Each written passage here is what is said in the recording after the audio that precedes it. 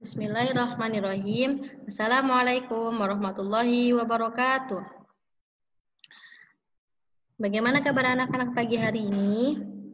Semoga Allah selalu limpahkan kesehatan kepada kita semua. Amin ya robbal alamin. Alhamdulillah, hari ini hari Jumat tanggal 4 September tahun 2020, kita masih Allah berikan kesempatan untuk mempelajari sirah Nabi Muhammad tentang fase berdagang. Sebelum Ustazah mulai, kita perbaiki ada belajar kita dulu ya. Yang duduknya belum rapi, mari kita rapikan duduknya agar bisa fokus dan memahami penjelasan Ustazah sampai akhir. Baik, setelah itu Ustazah akan mengajak kalian membaca slogan. Kita baca slogan sirah bersama-sama ya. 1 kata untuk Rasulullah, ittiba. 2 kata untuk Rasulullah, uswatun hasanah. 3 kata untuk Rasulullah Shallallahu Alaihi Wasallam. 4 kata untuk Rasulullah, pelajari sirahnya, jalankan sunnahnya. Alhamdulillah, kita sudah membaca slogan sirah bersama-sama. Semoga dengan kita membaca slogan ini, kita tetap semangat sampai nanti akhir pembelajaran. Baik, saya akan memulai materi ini dengan periode berdagang. Periode berdagang ini berlangsung saat usia Rasul 12 sampai 25 tahun. Terbagi menjadi beberapa bagian. Yang pertama, yaitu Rasulullah berdagang ke negeri Syam. Yang kedua, Rasulullah dihindarkan oleh Allah dari budaya-budaya yang jahiliyah. Yang ketiga, ada peperangan yang dinamakan Perang Fijar. Yang keempat, ada perjanjian yang dinamakan Hilful Fudul. Dan yang kelima, Rasulullah berdagang ke negeri Syam yang kedua kali. Saya akan memulai dengan berdagang ke negeri Syam yang pertama. Waktu itu Rasulullah memulai perdagangan pada umur 12 tahun, atau ada beberapa pendapat yang mengatakan Rasulullah berangkat berdagang pada usia 12 tahun lebih 2 bulan 10 hari. Rasulullah berangkat menuju Syam bersama Abu Thalib, pamannya, dan rombongan yang lainnya.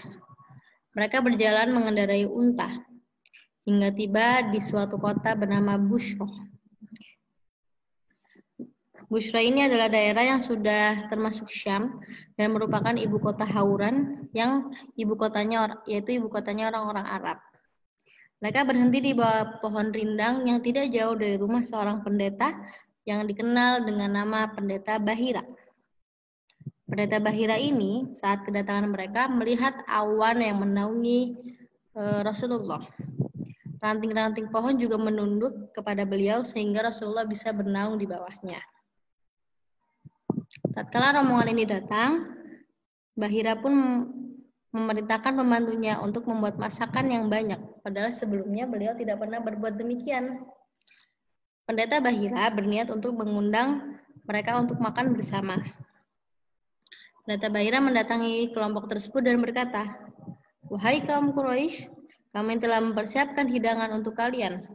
Kami harap semua anggota rombongan datang tanpa terkecuali, yang tua, yang muda, para tuan dan hamba saya."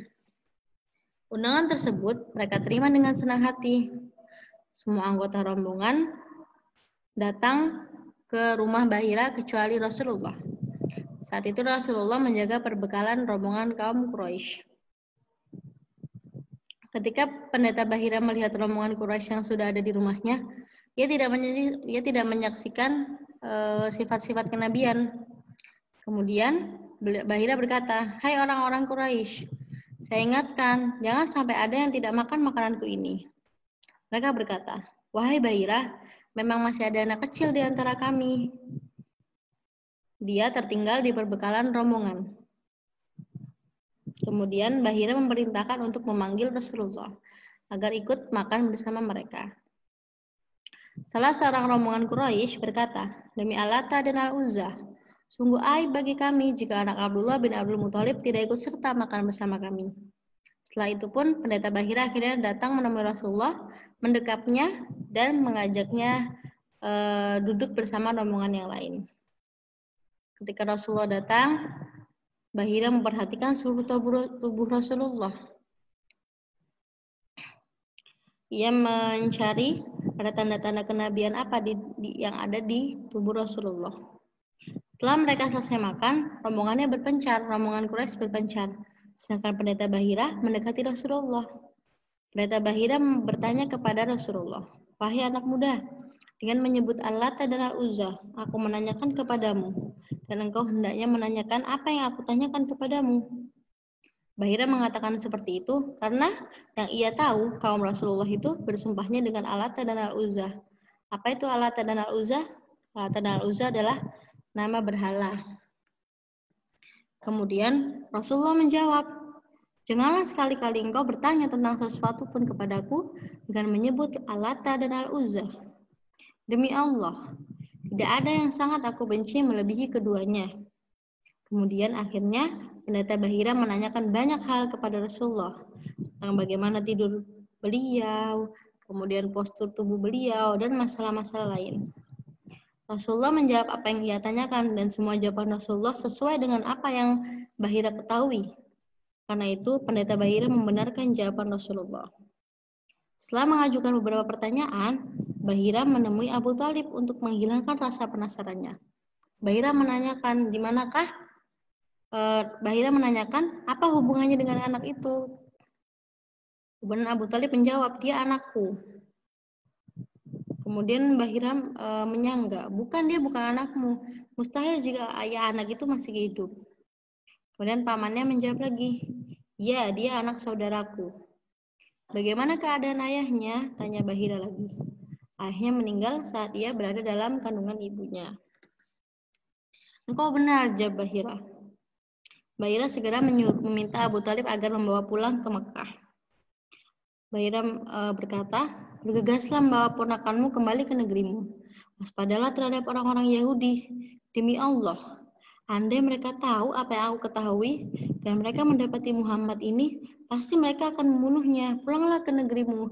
Kelak anak ini akan menjadi orang yang besar," kata pendeta Bahira. Akhirnya, setelah menyelesaikan aktivitas bisnisnya di Syam, Abu Thalib membawa Rasulullah pulang ke Mekah. Sebagian ahli kitab yang berusaha membunuh Rasulullah juga. Ada namanya Zahir, Tamam, dan Daris. Mereka melihat tanda-tanda kenabian juga di dalam tubuh Rasulullah. Mereka bertiga berusaha mencari Rasulullah. Namun pendeta Bahira melindungi beliau dari mereka. Beliau mengingatkan mereka kepada Allah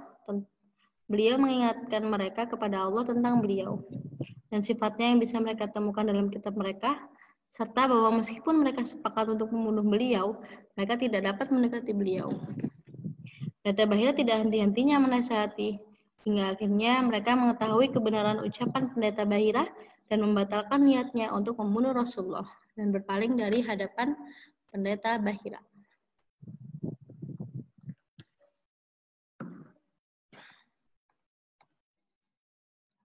Yang kedua adalah terhindar dari budaya jahiliyah.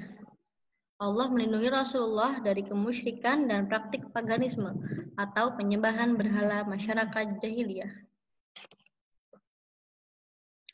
Rasulullah bertanya, "Wahai Khadijah, demi Allah selamanya aku tidak akan menyembah berhala Lata dan Al-Uzza."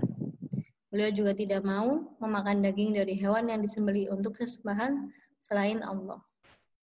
Sesungguhnya Allah telah melindungi Rasulullah pada masa remajanya dari gejolak jiwa mudanya. Karena saat itu tidak dimiliki oleh para penerima petunjuk dan tidak pantas bagi orang-orang yang mendapatkan keagungan hidayah. Kesucian Rasulullah sebagai seorang nabi dijaga oleh Allah sepanjang hidupnya, termasuk saat masih remaja. Suatu hari, Rasulullah pernah datang ke sebuah kota di sudut Mekah. Rasulullah ingin melihat pertunjukan. Dari kejauhan sudah terdengar suara tamborin, suling, dan alat musik lainnya yang sedang dimainkan di tempat pertunjukan. Ia kemudian duduk saat hampir tiba di lokasi untuk menyaksikan keramaian itu. Namun, tidak lama setelah duduk, kantuk yang hebat menyerang Rasulullah. Nabi Muhammad pun tertidur pulas tanpa melihat pertunjukan. Hal tersebut terjadi 2 kali, hingga akhirnya Rasulullah sadar. Rasulullah tidak memiliki keinginan lagi untuk pergi ke tempat ramai. Kemudian Rasulullah pun pernah bercerita tentang perlindungan Allah yang lainnya. Rasulullah bersabda, pada masa kecilku, aku bersama anak-anak kecil Quraisy mengangkat batu untuk satu permainan yang biasa dilakukan anak-anak. Semua dari kami telanjang dan meletakkan bajunya di pundaknya, atau sebagai ganjalan untuk memikul batu. Aku maju dan mundur bersama mereka. Namun tiba-tiba, seseorang yang belum pernah aku lihat sebelumnya menamparku dengan tamparan yang amat menyakitkan. Ia berkata, kenakan pakaianmu. Kemudian aku mengambil pakaianku, memakainya. Setelah itu aku memikul batu di atas pundakku dan tetap mengenakan pakaian dan tidak seperti teman-temanku. Jadi ada 4 contoh Allah melindungi Rasulullah dari budaya jahiliyah, yaitu Rasulullah tidak menyembah berhala Lata dan Al-Uzza, Rasulullah tidak akan makan daging kecuali disebutkan nama Allah, Rasulullah tetap menutup auratnya, dan Rasulullah dihindarkan dari pertunjukan-pertunjukan yang tidak baik. Yang ketiga, ada Perang Fijar. Perang Fijar terjadi di antara 14 atau 15 tahun umur Rasulullah, 15 sampai 19 tahun. Saat Rasulullah berusia 14 atau 15 tahun ini, ada perang antara orang Quraisy dan Kinanah melawan kabilah Qais Ailan yang kemudian dikenal dengan Perang Fijar. Perang ini dinamakan Perang Fijar karena ternodainya kesucian bulan-bulan haram, yaitu awal bulan Zulqa'dah. Dalam perang ini Rasulullah membantu para pamannya untuk menyediakan anak panah. Salah satu sebabnya karena seseorang dari Bani Kinanah bernama Al-Buruj membunuh 3 orang kabilah Bani Qais Ailan. Kabar ini sampailah ke Pasar Ukas sehingga terjadinya ketegangan di antara kedua kabilah itu. Peristiwa inilah yang memancing terjadinya Perang Fijar. Harb bin Umayyah terpilih menjadi komandan perang kabilah Quraisy dan Kinanah. Di awal hari itu, kabilah Qais Ailan meraih kemenangan. Namun pada pertengahan hari, keadaan terbalik. Kabilah Quraisy dan Kinanah lah yang berhasil mengalahkan kabilah Quraisy. Jadi kemenangannya silih bergantian. Sebagian orang Quraisy mengusulkan perundingan dengan cara menghitung jumlah korban. Pihak yang jumlah korbannya paling banyak harus membayar diat atau denda yang lebih banyak. Akhirnya usulan tersebut diterima dan mereka pun berdamai sesuai persyaratan yang telah ditentukan. Perang pun dihentikan. Kejadian yang 4 yaitu Hilful Fudul saat Rasulullah berusia 20 tahun. Dari peperangan Perang Fijar tersebut dihasilkanlah perjanjian Hilful Fudul ini. Perjanjian yang disepakati oleh kabilah yang bertikai pada bulan suci Zulqa'dah. Hampir seluruh kabilah Quraisy ikut hadir dan berkumpul di dalamnya. Bani Hashim dan Bani Abdul Muthalib, Asad bin Abdul Uzza, Zahra bin Kilab, dan Taim bin Murrah semuanya hadir. Mereka berkumpul di rumah Abdullah bin Jud'an At-Taimi untuk berunding mengakhiri pertikaian. Isi perjanjian tersebut adalah bahwa mereka berjanji untuk tidak membiarkan ada orang yang dizalimi di Mekah, baik penduduk asli maupun pendatang. Apabila ada hal itu terjadi, maka mereka akan membantunya hingga orang yang dizalimi tersebut memperoleh haknya kembali.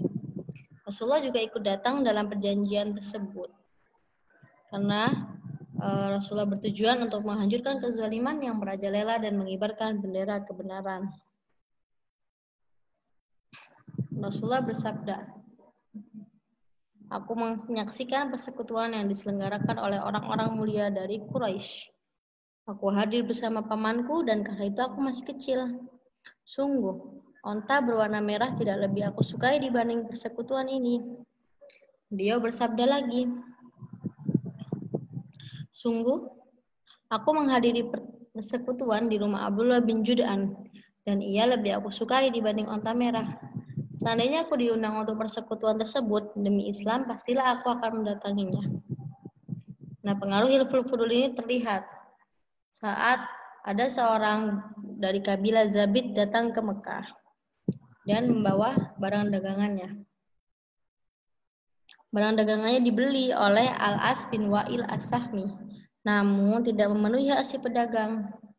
Orang itu minta bantuan kepada sekutu-sekutu Al-As, tapi nggak ada yang mengajukannya. Si pedagang kemudian naik ke atas gunung Abi Kubais dan menyenandungkan syair yang berisi kezaliman yang tengah dialaminya. Dia berteriak dengan keras. Rupanya Zubair bin Abdul Muthalib mendengar senandung syair memilukan itu. Kemudian dia bertanya-tanya, mengapa orang ini tidak diajukan ya? Seru Zubair. Akhirnya tak beberapa lama berkumpullah semua kabilah yang menyetujui perjanjian Hilful Fudul. Mereka mendatangi As bin Wa'il As-Sahmi dan memaksanya untuk menunaikan hak orang Zabid tersebut. Akhirnya hak orang Zabid tersebut dipenuhi sesuai perjanjian. Yang kelima, ada berdagang ke negeri Syam yang kedua kalinya pada usia 22 sampai 25 tahun.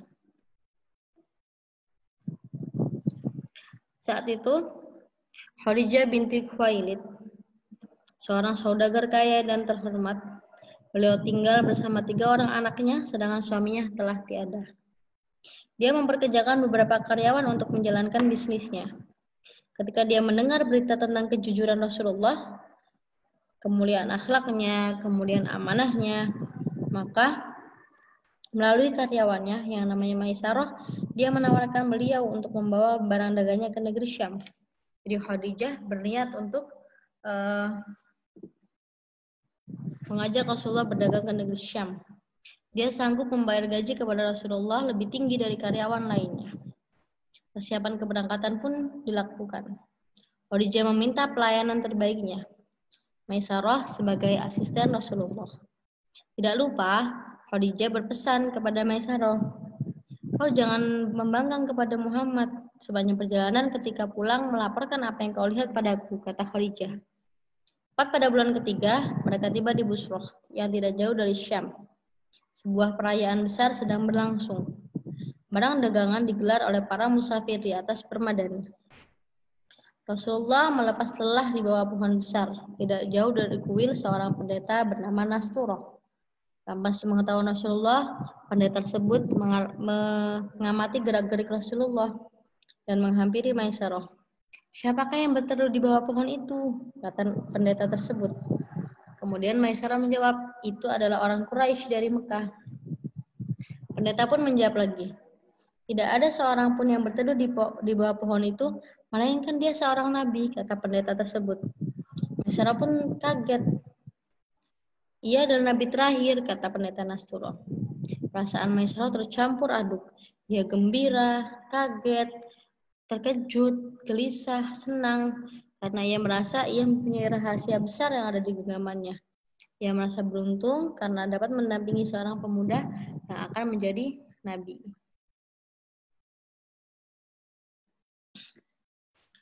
Perjalanan dilanjutkan. Rasulullah dan kafilahnya tiba di Syam. Beliau menjual barang dagangannya yang dibawanya dan membeli produk yang dijual di Mekah. Setelah 4 tahun berdagang di Mekah, setelah 4 tahun berdagang di negeri Syam, kabilahnya kembali ke Mekah. Di siang hari dengan cuaca yang sangat panas, kulit mereka terasa terbakar. Kulit tubuhnya bercucuran keringat.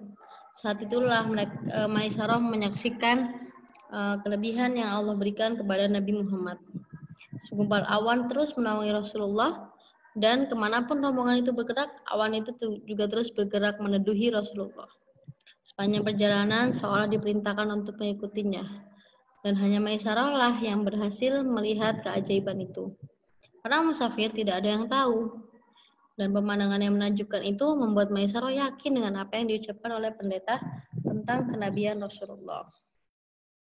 Tibanya di Mekah, Rasulullah langsung menuju ke kediaman Khadijah dan menyetorkan modal dan keuntungan. Rasulullah mendapatkan keuntungan lebih atas penjualannya itu. Khadijah terlihat gembira karena tidak sia-sia ia memberikan kepercayaannya kepada Rasulullah. Rasulullah pun kembali ke rumah dan Maisarah menceritakan peristiwa apa saja yang terjadi saat mendampingi Rasulullah berdagang. Nah, dari perjalanan Rasulullah berdagang ini ada beberapa karakter dan ibrah dalam fase berdagang. Perjalanan ini menimbulkan beberapa karakter pada diri Rasulullah. Rasulullah menjadi pribadi yang dipercaya, yang mandiri, yang sopan, percaya diri, amanah, jujur, sehat dan kuat, pemberani, tidak sombong dan adil. Saat berdagang ke Syam, Rasulullah sudah bersikap jujur dan dipercaya oleh orang tua dan lingkungannya. Kemudian Rasulullah juga terhindar dari budaya jahiliyah, Allah menjaganya. Kemudian Rasulullah memiliki rasa percaya diri dengan kuat dan keberanian. Kemudian Rasulullah memiliki rasa keadilan yang mutlak yang harus ditegakkan, seperti yang beliau rasakan pada perjanjian Hilful Fudul. Kemudian beliau berkumpul kepada kelompok-kelompok yang menyerukan kebenaran dan keadilan. Kemudian Rasulullah amanah dan jujur saat diberikan tugas oleh Khadijah berdagang.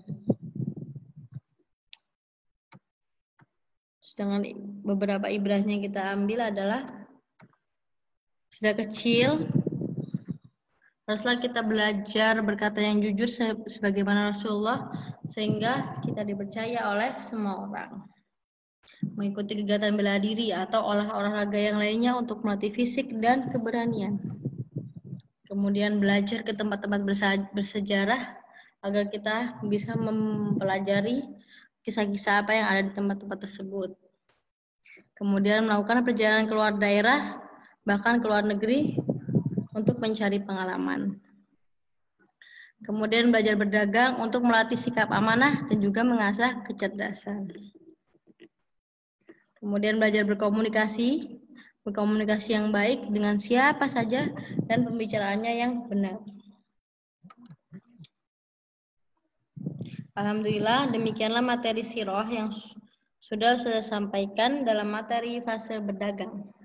Semoga anak-anak semua dapat mengambil pelajaran pada materi yang sudah saya sampaikan ya. Mari kita akhiri pembelajaran ini dengan baca alhamdulillah bersama-sama.